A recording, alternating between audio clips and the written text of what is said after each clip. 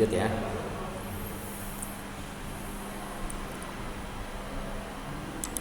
Slide berikutnya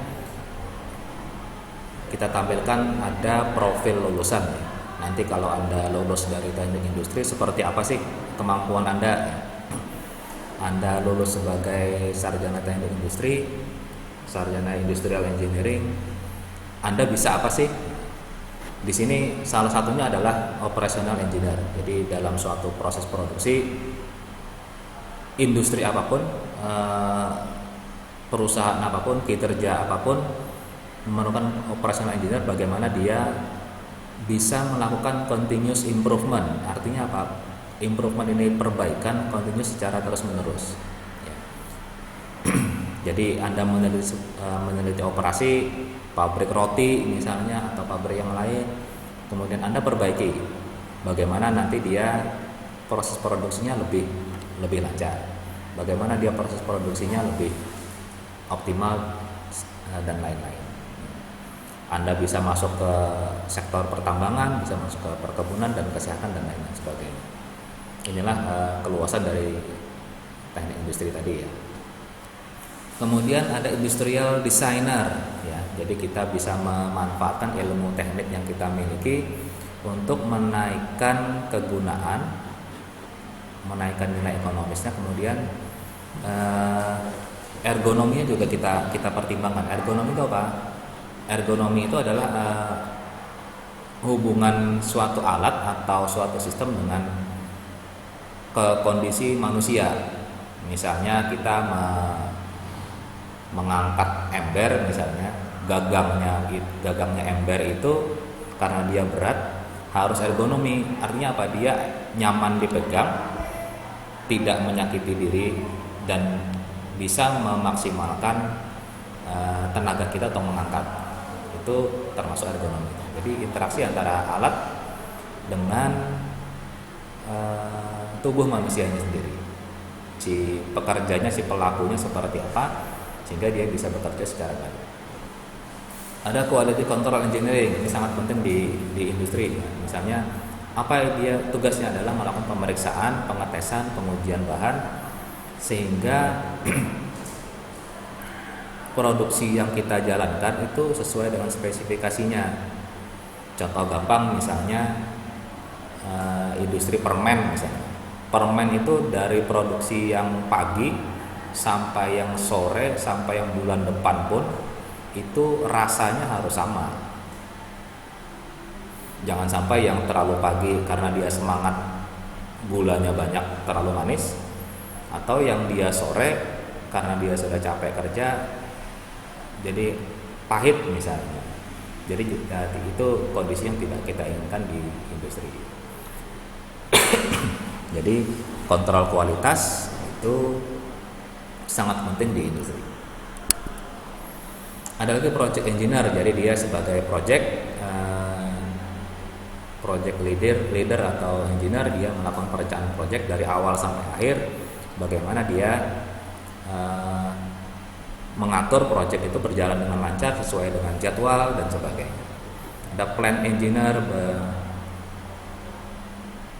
tentang pengembangan produk ya, bisa untuk pemeliharaan.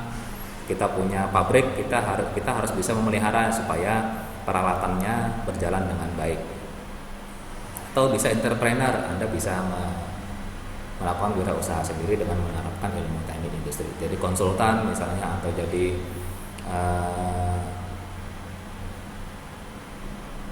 suatu tim ahli ya, konsultan atau tim ahli, jadi bisa menyarankan, memberikan saran kepada industri yang sudah berjalan. Oke, jadi tidak hanya megang alat, tapi Anda juga bisa mengambil data, menafsirkan data untuk mengoptimalkan industri yang sedang berjalan.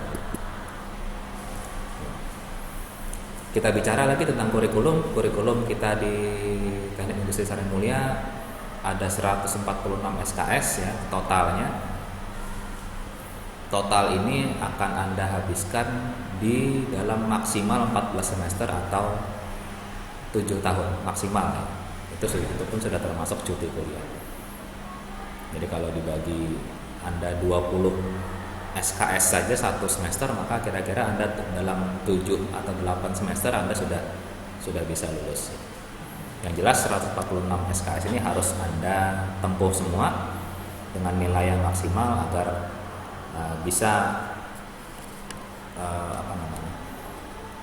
sebagai bekal Anda untuk melanjut di karir yang akan datang. Ini sekilas saya tampilkan beberapa mata kuliah yang berkaitan dengan teknik industri. Tadi di awal kita sudah berkaitan dengan matematika dan sains. Ini isinya matematika semua, ngitung-ngitung dan sebagainya. Ada sainsnya, ada fisika, ada kimia, Anda belajar mekanika, pengetahuan bahan, elektronika dan seterusnya. Jadi Anda sebagai orang teknik industri, Anda tidak kaget lagi dengan dunia industri ya, misalnya ada fisikanya, ada kimia dan lain-lain. Jadi Anda harus juga menguasai, walaupun Anda tidak mengerjakan sesuatu tentang elektronika misalnya, tapi Anda juga dari segi dasarnya Anda paham bahwa pekerjaan elektronika itu seperti ini, pekerjaan orang material seperti ini dan seterusnya. Satu sisinya adalah matematika dan sains, satu sisi lagi adalah social science. Jadi diuraikan di awal bahwa tidak hanya belajar matematika dan sains, tapi juga ada social science. Apa isinya? Ada ilmu ekonomi di sana, ada psikologi, ada manajemen, ada estimasi biaya. Nah, ini yang tidak dipelajari oleh orang teknik atau orang sains murni.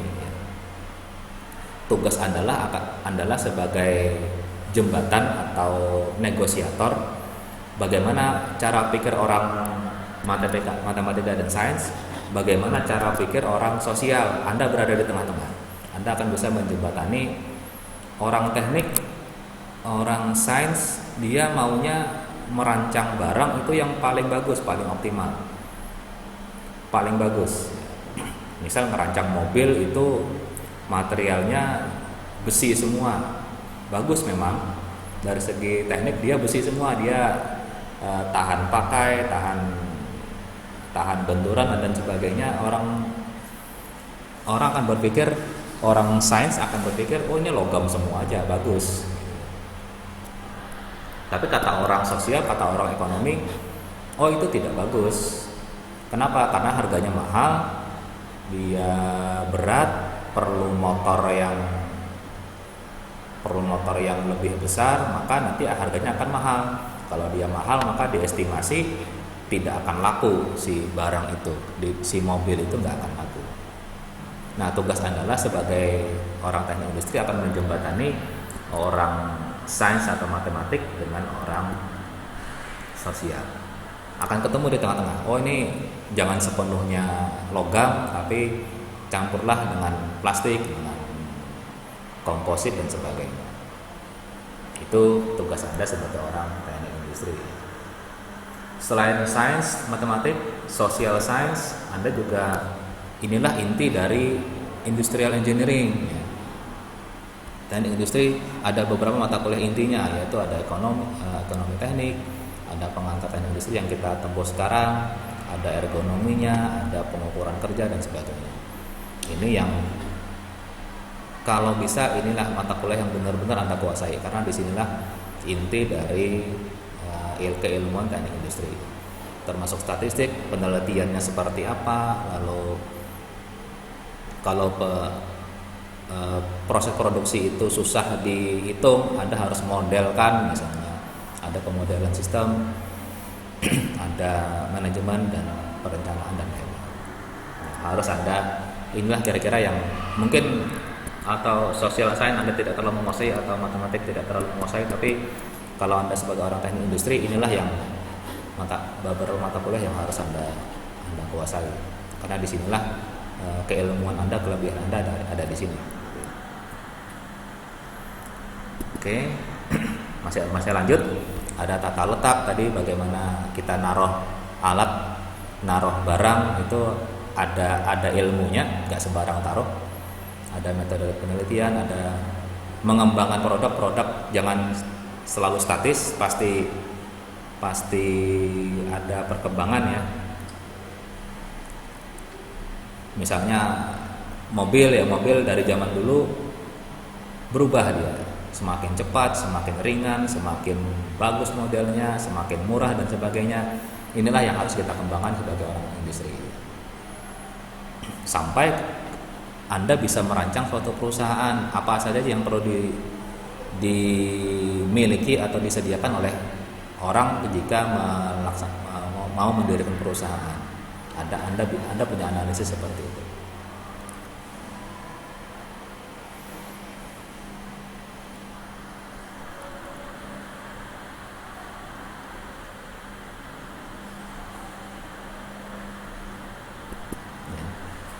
Lanjut,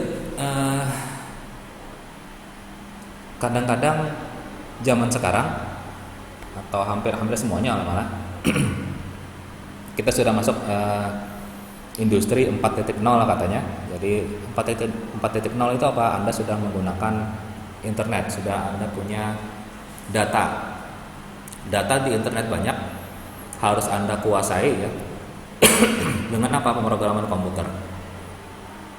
Kalau Anda matematika ngitung manual itu lambat, kita bisa gunakan program komputer.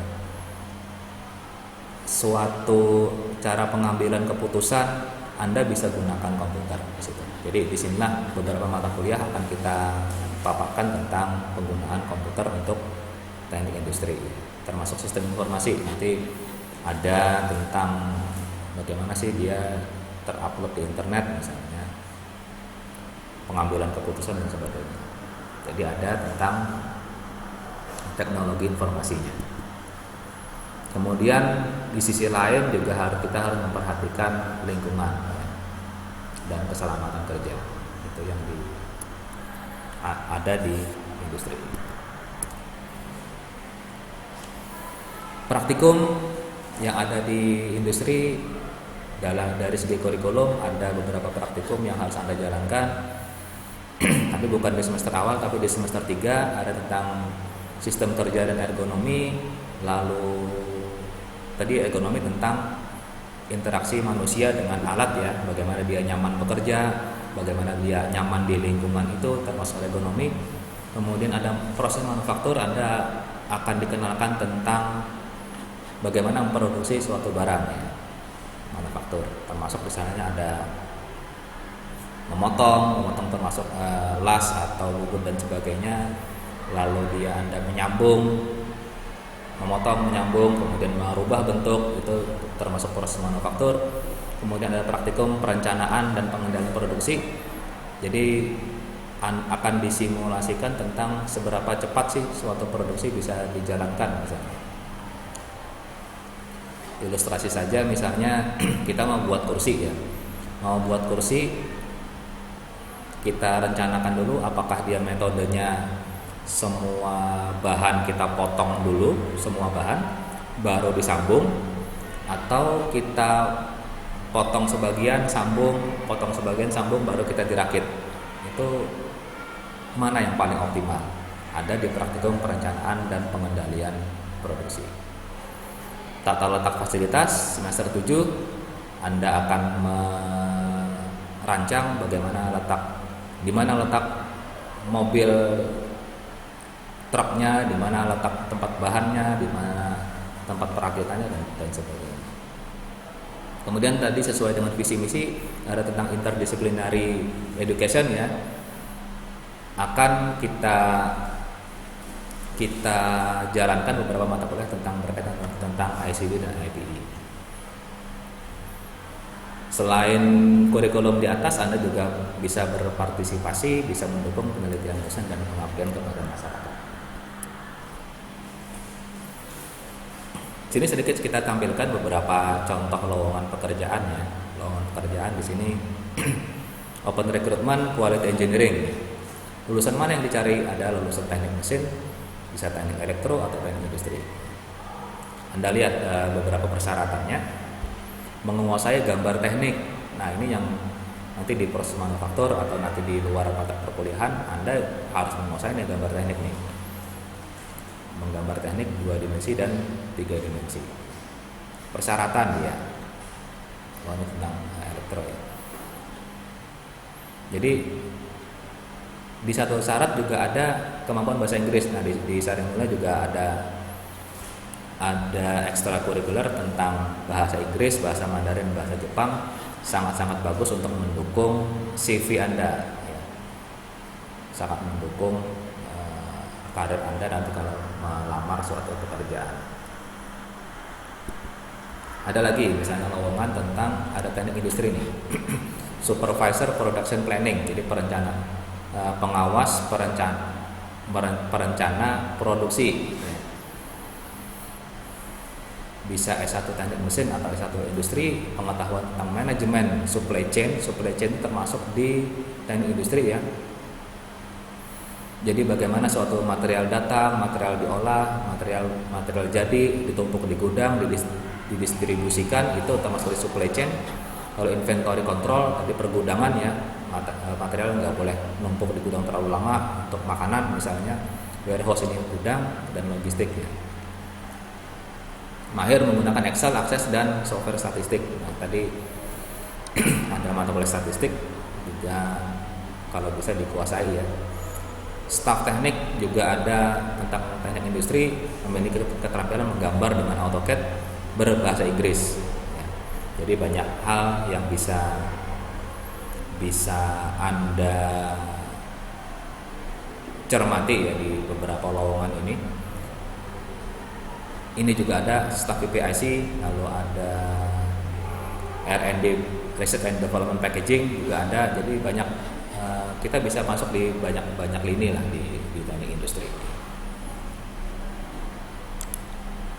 Oke, gitu aja perkuliahan hari ini. Mudah-mudahan bisa dipahami ya. Ini sebagai awalan motivasi Anda untuk punya gambaran besar tentang teknik industri. Demikian, terima kasih.